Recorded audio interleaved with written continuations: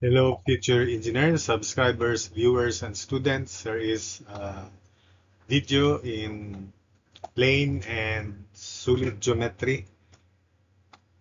The discussion here will be used in your review preparations for your licensure, engineering licensure exams.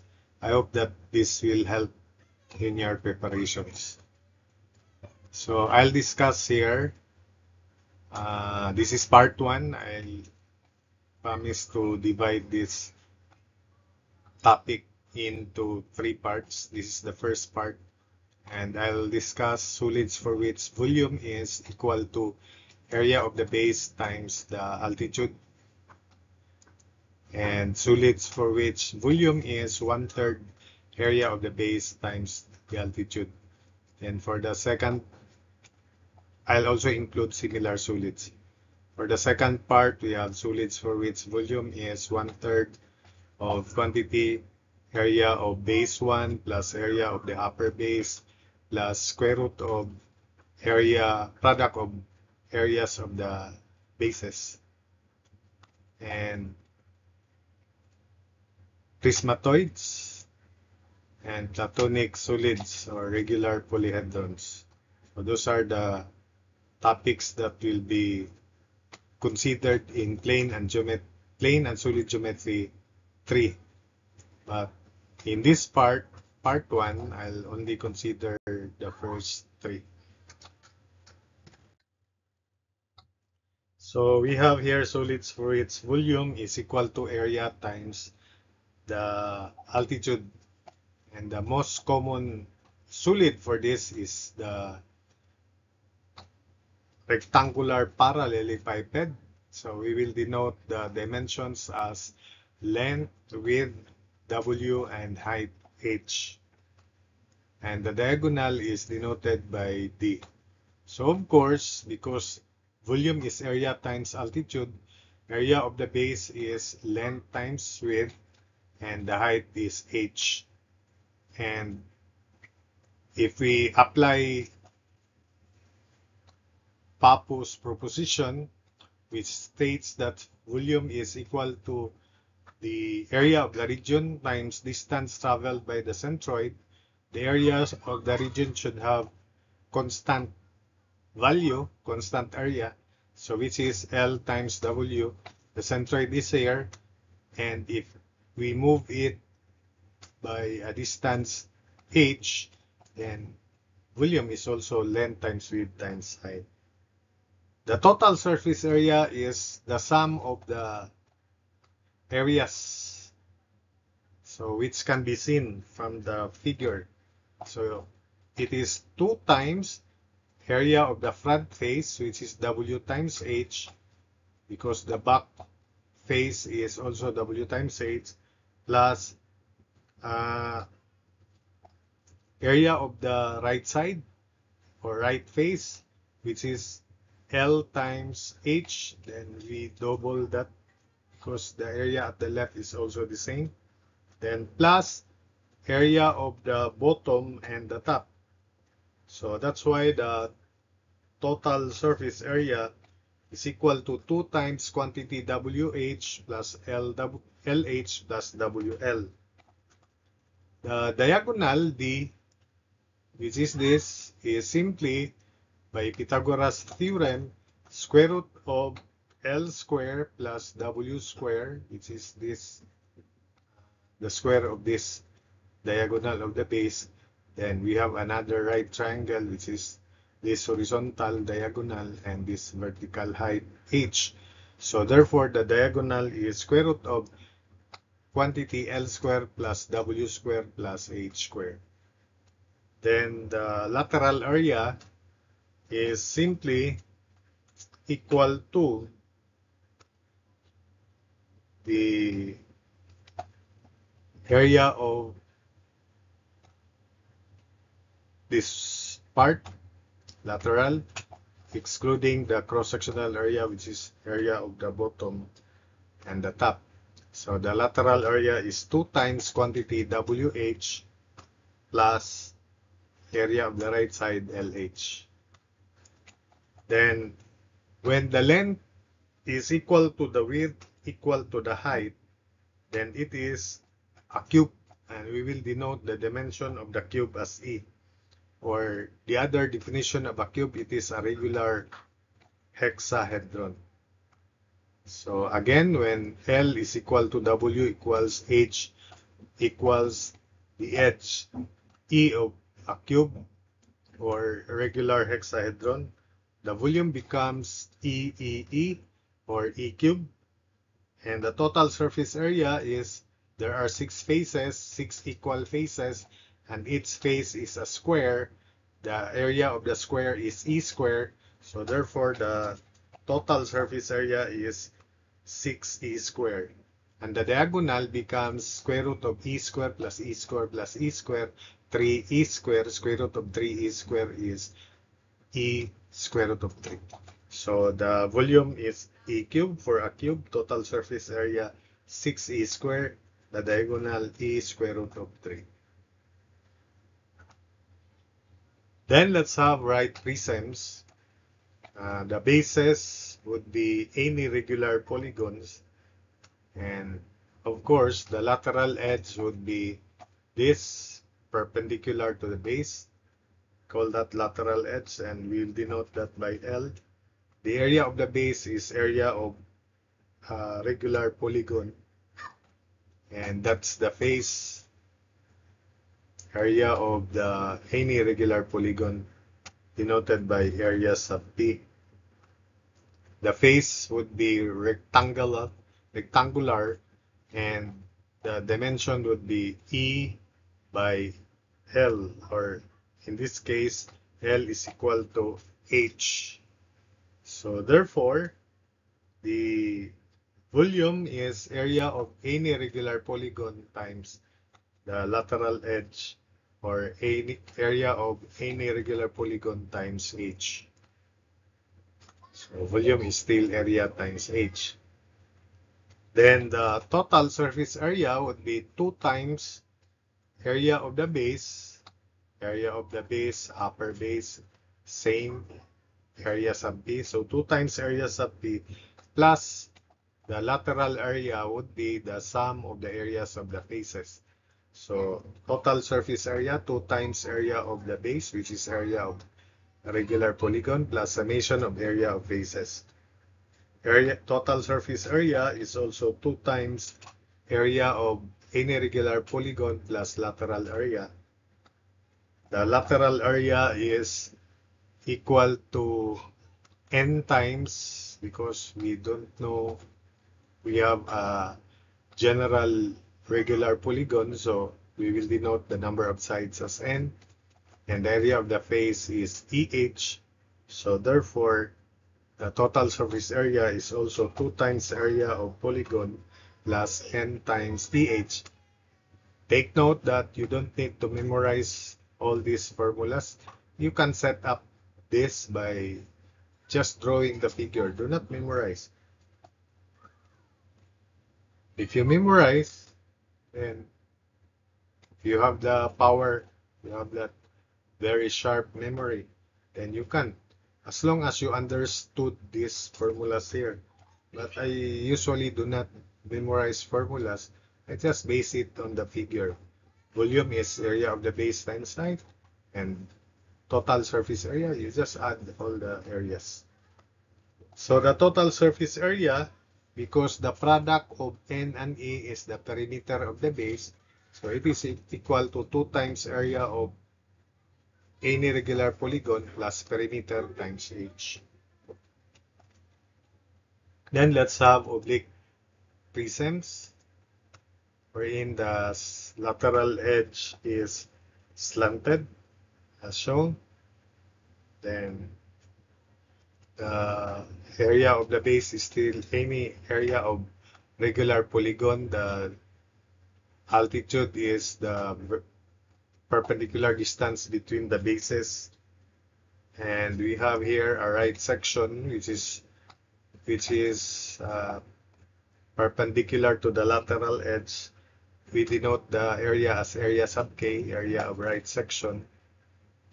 And we have the angle that this face makes with the horizontal, we call that theta. So that h is lateral edge sine theta. So the faces are parallelograms.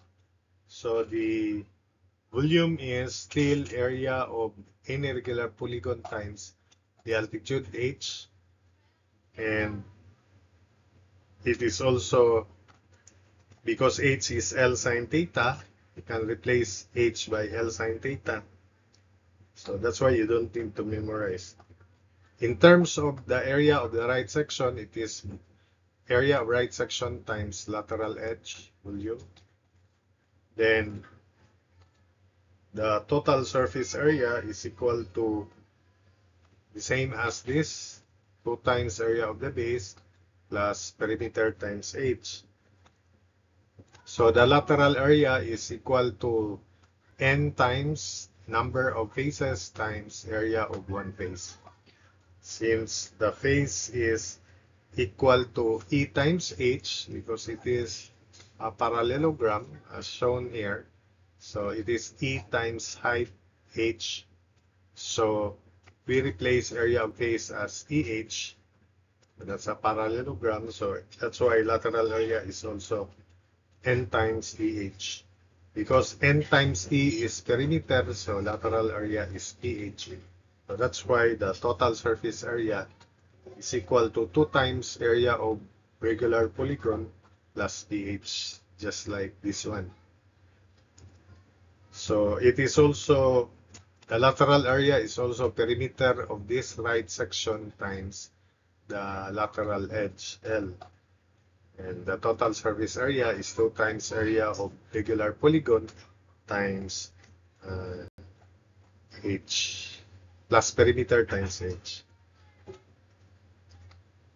So that's it for this part.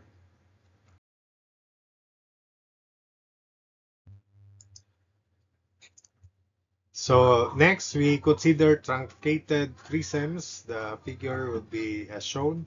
The base would be any regular polygons or rectangles, maybe a rectangle, square, regular polygons.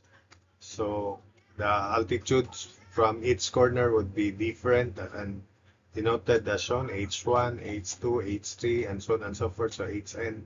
And we have area of the top portion. So the volume is equal to still area times height, but the height or the altitude is average height. And the average height is simply the sum of these altitudes, h1 up to hn, divided by the number of altitudes, or n. The total surface area is equal to area of the base, A, plus the faces, if the base is a rectangle, would be trapezoids, as shown. So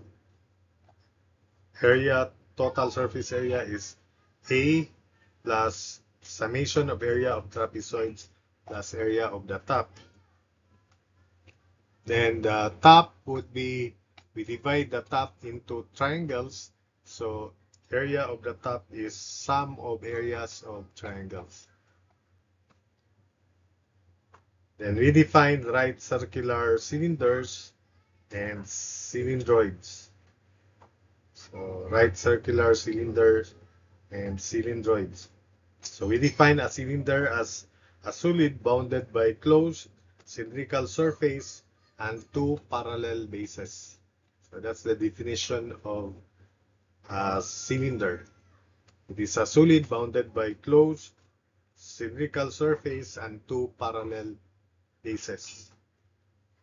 Then if we have a right circular cylinder, the area of the base is area of the circle, pi r square, and the height is h, so volume is pi r square times h, area times h. Or by Pappus proposition, it is area of the circle, then distance traveled by the centroid of the circle is h. So that's why volume is pi r square h. For the lateral area, we cut this vertically, then flatten it out. The lateral area is a rectangle with length here equal to the circumference of the base 2 pi r. The height is still h. So that's why the lateral area is just area of the rectangle, which is length 2 pi r times h. So volume is pi r square h, lateral area 2 pi r h, or circumference 2 pi r times h, or pi dh, pi times diameter times h. So the total surface area therefore is equal to 2 times area of the base, 2 times area of circle, plus lateral area 2 pi rh. So 2 pi r square plus 2 pi rh, which is 2 pi r, factor out 2 pi r, quantity r plus h, and since 2 pi r is circumference, so it is also circumference times quantity r plus h. So I hope that you do not memorize these formulas. Just my technique is I don't memorize this formula. I just set up it, imagine the shape, then just remember the lateral area, and you can set up these formulas here that you don't need to memorize.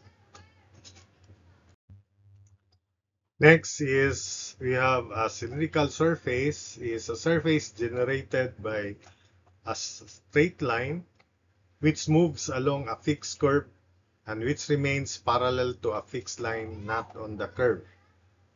So it is illustrated as shown in the figure. So we have the fixed line and we have here the fixed curve, and this fixed line travels along this fixed curve and it generates the surface, cylindrical surface as shown in the figure, and the element would be as shown. So if the cylinder is oblique as shown, and we have a right section, area sub k, so the angle that this surface, lateral edge, makes with the horizontal is denoted by theta, so that if the distance from centroid here to centroid there is L, then H is L sine theta, as shown figure. So volume is still area of the base, pi r square, area of circle, times distance between bases, which is h.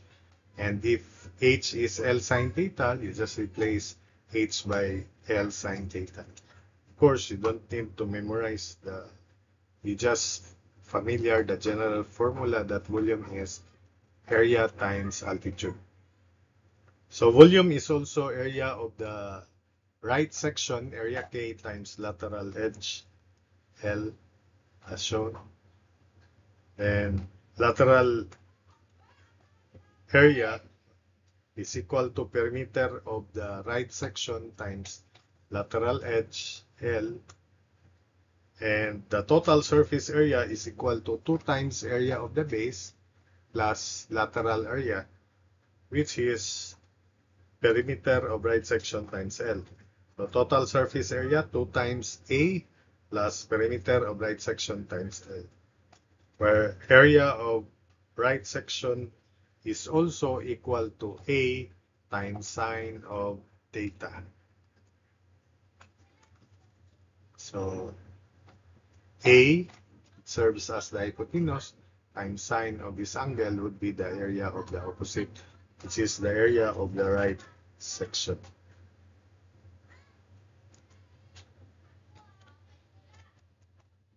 So A is any geometric plane shape. It may be trapezoidal, polygons, parabola, ellipses, circles, etc.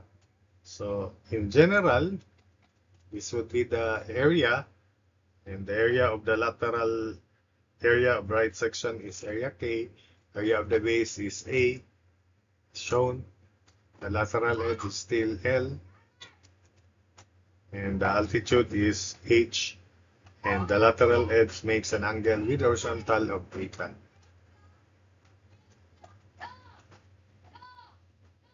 So the volume is still area times altitude. It is also area of right section times lateral edge. It is all where area of right section is A times sine of theta. Then, when the base is an ellipse, the solid is called a cylindroid. So when the base is an ellipse, the solid is called a cylindroid. Then if you have a solid which is in a form of a tube as shown in the figure, then we use Pappus proposition here that the volume is simply area times distance traveled by the centroid, and if that distance is denoted by L, then volume is area times L. And the lateral area is perimeter times L. So that's it for this portion of the video. So finally, let's have solids for which volume is 1/3 area times altitude. So these are pyramids, cones, and the like. So we have right pyramids first. So let's have the figure and the elements shown in the figure. So we have the lateral edge. This face is, if the base is a regular polygon, then the face is an isosceles triangle. This is denoted by L. The height of that isosceles triangle is denoted by big H, as shown in the figure, and it is perpendicular to this edge here, and therefore the edge is bisected. So that's E over 2. This is also E over 2. The radius of the circle inscribed in the regular polygon is called apothem and denoted by small r. So we have here the lateral area is equal to n times area of one face. The area of one face is area of this isosceles triangle, which is 1/2 base, which is E, times height, which is big H. And since n times E is perimeter, then it is also perimeter times big H over 2. Or lateral area is HTN, hen, 1/2 of hen, or 1/2 of PH, where P is perimeter, NE, that's perimeter. So the total surface area is simply area of the base, which is area of a regular polygon, plus lateral area. H in the figure is by Pythagoras theorem. L is the hypotenuse, so square root of L squared minus E over 2. So this is E over 2, then quantity squared by Pythagoras theorem. In terms of the apothem, and this H here is also square root of the quantity H squared, because that is small h squared, and the radius is small r, the apothem is small r. So big H is also square root of small h squared plus small r squared. So the total surface area is area of the base plus lateral area. The volume is 1/3 area times height.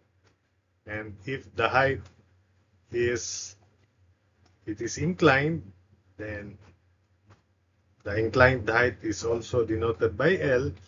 Then the volume is 1/3 area of the base times height. And height can be replaced by L sine theta. So for this slanted pyramid, so this is theta, and if you denote this by L, from centroid to the point here,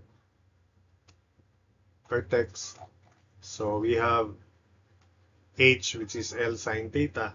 So volume is 1/3 area times H, or 1/3 area times L sine theta. Then let's have right circular cones.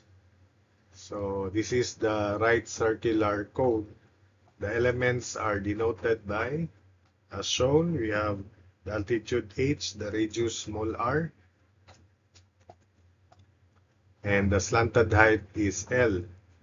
So the lateral area of the cone, which is this, comes from a sector, as shown in the figure. So if the radius of the sector, which is the slanted height, I hope that you can imagine it, and this is the central angle, I'll call that theta, then this is the length of the arc, which is equal to L times theta, where theta is in radians. Then this arc here would be the base of this right circular cone. So the base is the circumference 2 pi r, and we equate it to L times theta, the arc length of this sector here.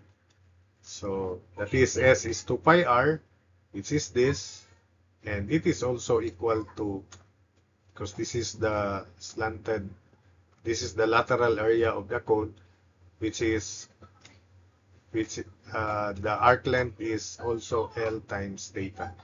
The lateral area is, from geometry, plane geometry, it is 1/2 radius square times central angle theta.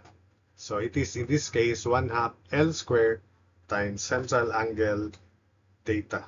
So that's the lateral area. Volume is, again, 1/3 area of the base. Area of the base is area of the circle, pi r square times h. So 1/3 pi r square times h. The lateral area is 1/2 L square theta, and if we break L square into L times L, then combined with theta, and take note that, so this is the area of the sector, the lateral area of this cone, 1/2 L square theta, or 1/2 L times L theta, because L theta is equal to 2 pi r, this is the circumference of the base. Replacing L theta by 2 pi r and cancel out 2, the lateral area of the cone is pi rl.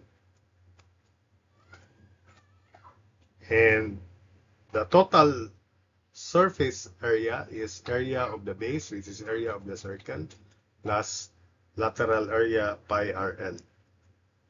So therefore, if we factor out pi r, then the total surface area is pi r quantity small r plus slanted height L. So again, the volume is 1/3 area of the base, which is area of circle times height.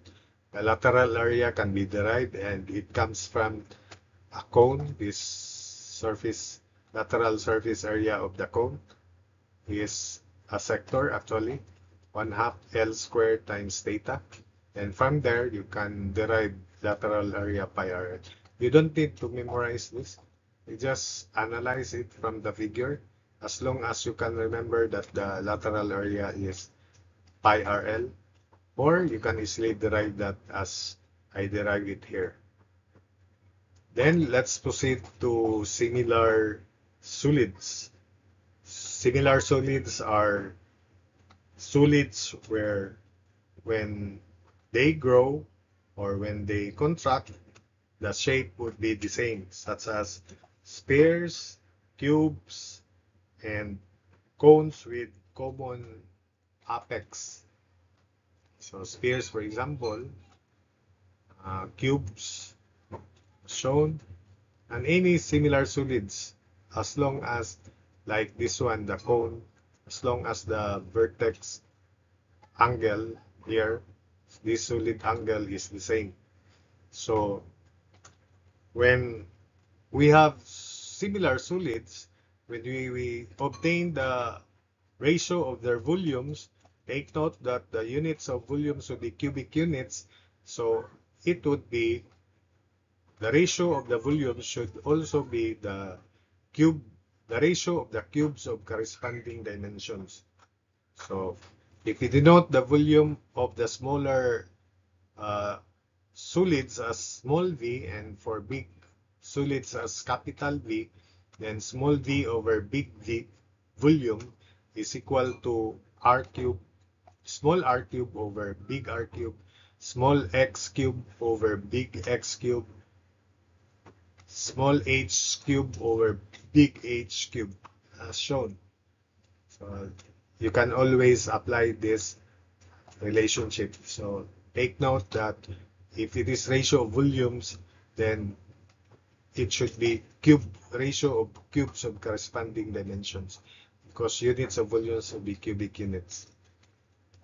Then for lateral area or surface area, we denote the surface area of smaller objects as small a, and for bigger objects similar to the smaller ones, big A, then it will be the ratio of squares of corresponding dimensions. So small a over big A is small r square over big R square, small x square over big X square, small h square over big H square. Likewise, if we obtain ratio of volumes as functions of surface areas, then take note that volumes are cubic units, areas are only square units, so that it will be consistent with cubic units that we raise areas to 3 halves. So small v over big V equals a to the 3 halves over big A to the 3 halves, as shown. So that would be consistent because A is square units, so square raised to 3 halves would be cube. So it will be consistent with this volume ratio of volumes. Then for oblique cones,